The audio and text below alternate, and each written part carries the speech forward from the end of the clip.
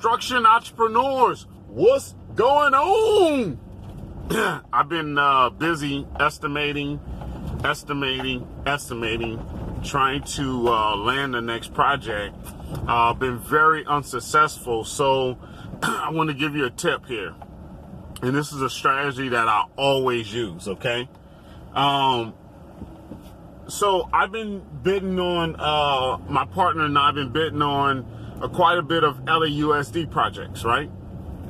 Now, mind you, these projects are ranging from 250 to 350, right? 250K to 350K per project. And so it's vital as a small contractor that we land these projects, right? It's very important that we land them. If we don't land them, then literally we don't eat, right? So what do I do to help us land these projects if we're not landing them? We're not getting them, right?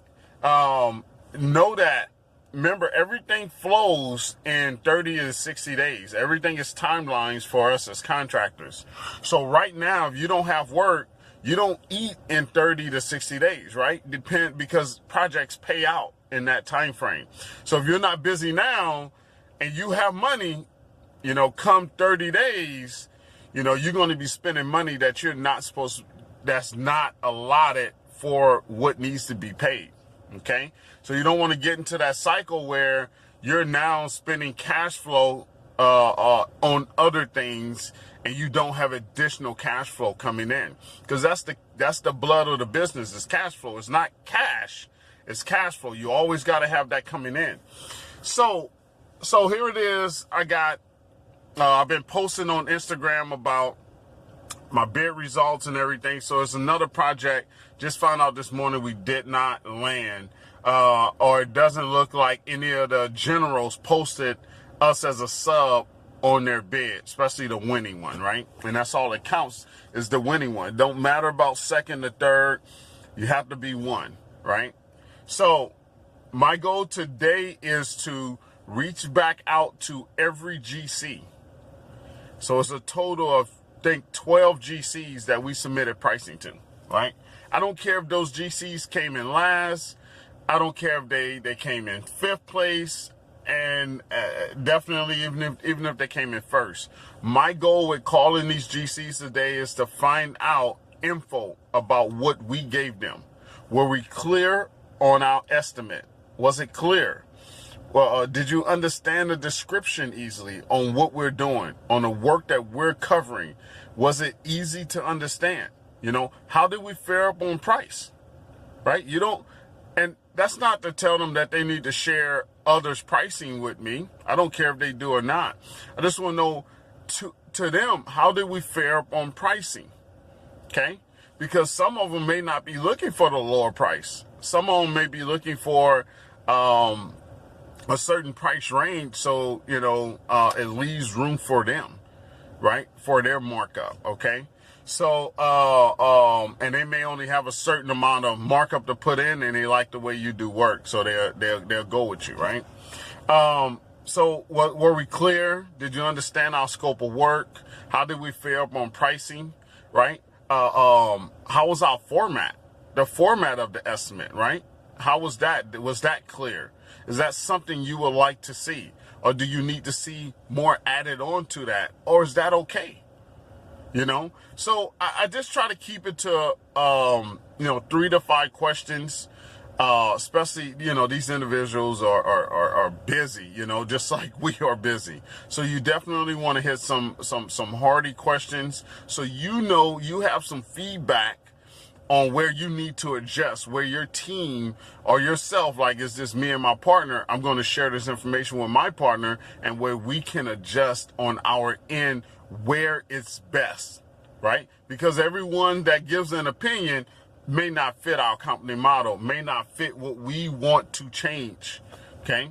So, but I still have to reach out to find out. And plus, this brings us up to them. Okay, now I have called them. Oh, they called us. Hey, that concrete company that that bidded on that, man, they called us out, man, and you know, let's make sure we check their bid. So you get put now in the conversation. Okay, so there's a chance now that they're hearing your name, because it's all about attention, right?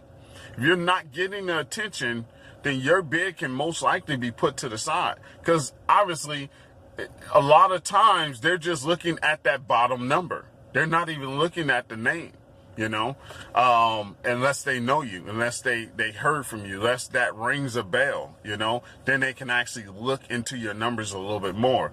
But they're looking at your scope briefly and then going to that bottom line. And that's how you have to do it when you're getting 20 numbers for one trade, you know, 10 numbers for one trade. And then with the subs, since we're turning every sub, we turn in our number on the 12th hour, right? So I turn in my number either you know, at 12, 11 o'clock the following day, that morning, right? 12 a.m. that morning, or 5 a.m. that morning, and the bid is due at 10 and 1 o'clock in the afternoon, 10 o'clock a.m. and 1 o'clock in the afternoon. So, you know, literally you don't have a whole lot of time to go through 20 bids when you got 10 different trades on your particular project as a prime contractor.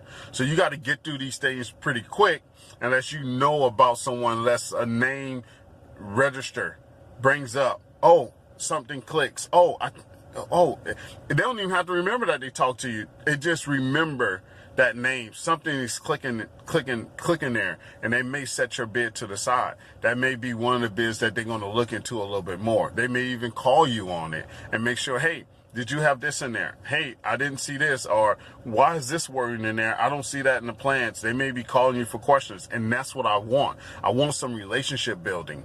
Okay. Because I need to land the next project. So you have to put in work. It's not just about doing the numbers. Okay. It's not just about doing the numbers and kicking them out.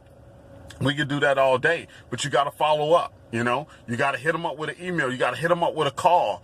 Reach out to them.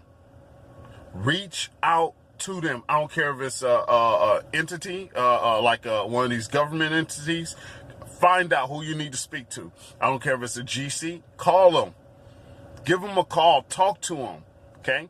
Get your name out there. Let them know that you want that project.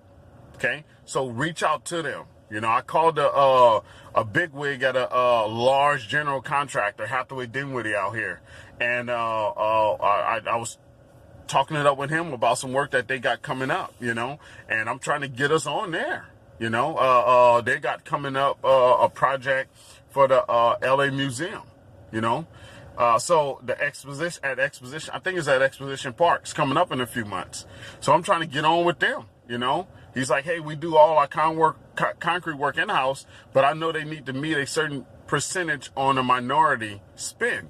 So maybe they can get us on there on some sidewalk, you know. Even if I get 100 square feet, I don't care. I'm in, because once I get in, then I'm gonna bulldoze down the rest of this work, man. So I'm just trying to get us in these different areas, but you have to make the call. You have to find those meaty questions that you need to ask quickly, not taking up people's time talking about some bull crackadackle.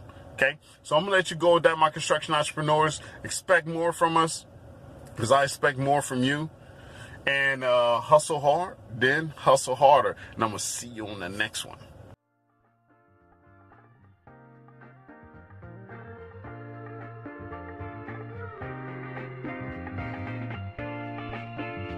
If you want a free 30-minute call with me, we can talk about numbers. That's most important.